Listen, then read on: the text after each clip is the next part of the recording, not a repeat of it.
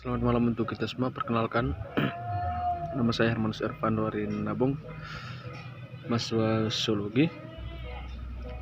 Dan kali ini saya membuat video mereview buku dalam tugas mingguan buku ketujuh dalam mata kuliah Sosiologi Terapan.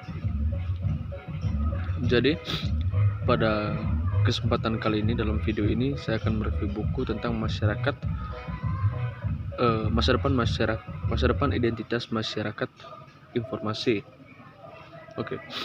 Jadi yang pertama kita harus mengetahui apa yang dikatakan atau yang disebut sebagai masyarakat informasi. Manusia memasuki tahapan baru dari masyarakat yang disebut masyarakat informasi. Di masyarakat informasi ini suatu tahapan baru dari masyarakat. Jadi masyarakat informasi atau information society adalah masyarakat yang melakukan kegiatan distribusi, penggunaan, dan manipulasi informasi dalam efek aktivitas ekonomi, politik, dan budaya secara signifikan. Jadi, tujuannya untuk mendapatkan keuntungan kompetitif secara internasional melalui penggunaan teknologi informasi dengan cara kreatif dan produktif. Pengetahuan ekonomi adalah mitra di mana kekayaan diciptakan melalui eksploitasi pemahaman tentang ekonomi. Jadi orang-orang yang memiliki sarana dalam masyarakat tersebut disebut sebagai warga digital. Jadi masyarakat informasi di sini dengan kata lain adalah warga digital. Mereka menggunakan informasi atau menggunakan masyarakat informasi ini masyarakat yang dimana aktivitasnya itu yang berkaitan dengan teknologi informasi, yang dimana penggunaan teknologi tersebut untuk mendapatkan sebuah keuntungan yang signifikan. Jadi mereka menggunakan digital untuk mendapatkan sebuah keuntungan yang signifikan. Jadi selanjutnya masyarakat informasi dan digital, teknologi informasi dalam perubahan sosial itu bisa dikatakan sebagai cyberspace, telah mengalihkan berbagai aktivitas manusia.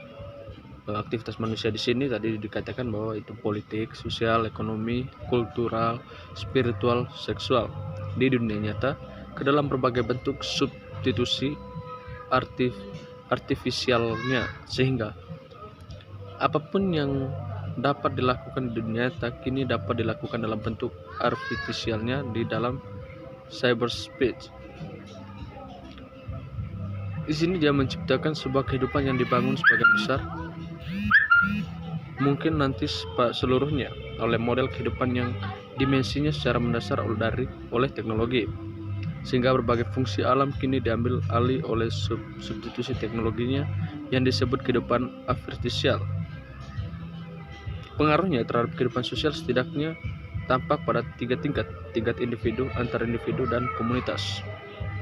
Pertama, pada tingkat individual, telah menciptakan perubahan mendasar terhadap pemahaman kita tentang identitas.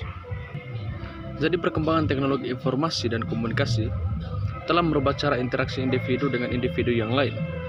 Oke, jadi tadi masyarakat informasi tadi itu terkait dengan suatu teknologi informasi dan komunikasi. Oke, kalau berbicara tentang informasi yang sekarang itu berkaitan dengan internet.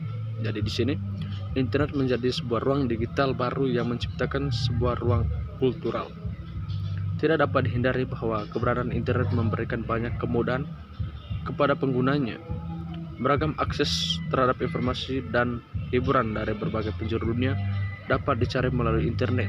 Internet menembus batas dimensi kehidupan pengguna, waktu dan ruang yang dapat diakses oleh siapapun, kapanpun, dan dimanapun. Keberadaan internet secara tidak langsung menghasilkan sebuah generasi yang baru.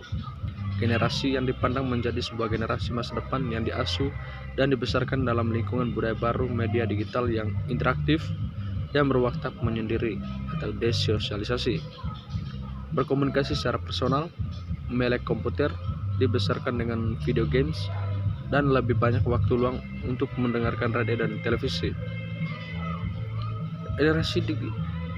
Generasi digital adalah mereka yang lahir pada zaman digital dan berinteraksi dengan peralatan digital pada usia dini. Dalam konteks Indonesia, mereka yang lahir setelah tahun 1990-an sudah bisa disebut sebagai awal generasi digital. digital natif. Tapi bila ingin dikatakan sebagai sebuah generasi, mereka yang lahir setelah tahun 2000, mereka lah penduduk asli dari sebuah video yang disebut sebuah dunia yang disebut dunia digital. Jadi dunia atau masyarakat informasi pada saat ini itu disebut sebagai kehidupannya itu dalam dunia digital.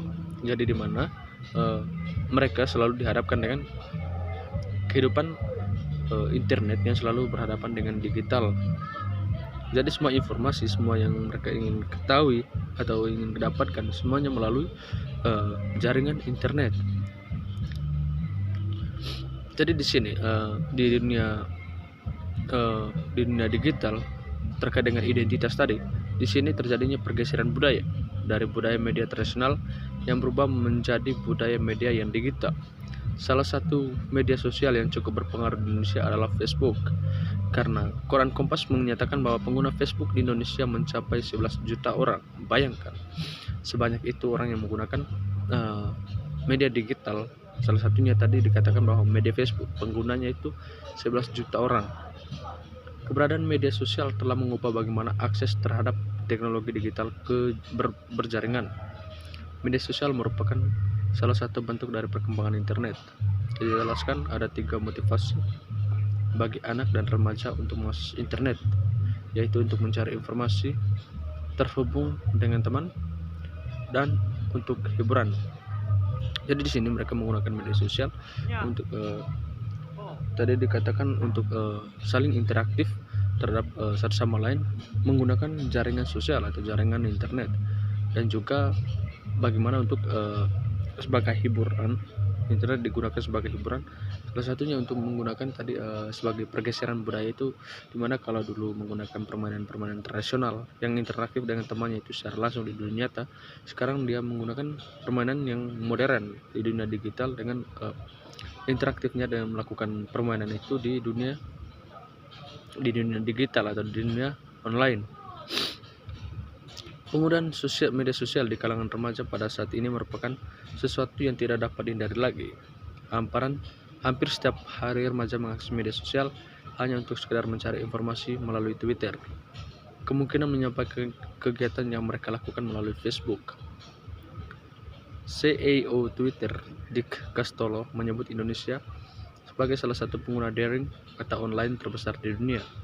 Dia menambahkan dengan adanya Twitter membuat masyarakat Indonesia pada saat ini menyadari apa yang sedang terjadi, saling memberikan informasi yang bermanfaat.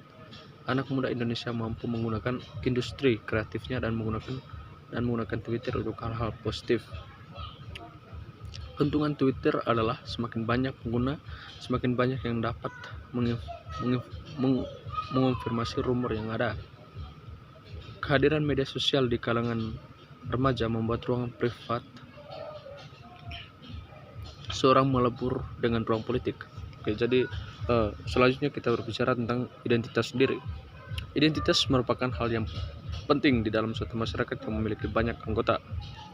Identitas membuat suatu gambaran mengenai seorang melalui penampilan fisik, ciri khas, warna kulit, bahasa yang digunakan, penilaian diri, dan faktor persepsi yang lain, yang semuanya digunakan dalam mengonstruksi identitas budaya. Identitas menurut Club meliputi segala hal pada seorang yang dapat menyatakan secara sah dan dapat dipercaya tentang dirinya sendiri, statusnya, nama, kepribadian, dan masa lalunya. Kejelasan bahwa identitas merupakan hal yang penting dalam sebuah komunikasi budaya. Identitas mengacu pada suatu ciri khas keunikan.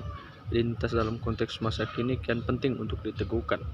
Konon, suatu bangsa yang terpuruk bukanlah bangsa yang GDP terendah, pantai terjelek, atau jumlah penduduk yang paling sedikit. Bangsa yang terpuruk itu adalah bangsa yang tanpa identitas. Konsep identitas juga dapat dilihat dari aspek budaya yang diidentifikasikan sebagai emosional signifikan yang membuat seorang diletakkan pada suatu hal yang membedakan dengan orang lain sehingga lebih mudah untuk dikenal. Dalam perspektif komunikasi, identitas tidak dihasilkan secara sendiri, melainkan dihasilkan melalui proses komunikasi dengan yang lain. Identitas dapat dinegosiasikan, diperkuat, dan dirubah dalam suatu proses komunikasi. Tujuan dari identitas ini adalah menjadikan dan membangun sebuah komunikasi. Jadi sekian video dari saya. Selamat malam, sampai jumpa.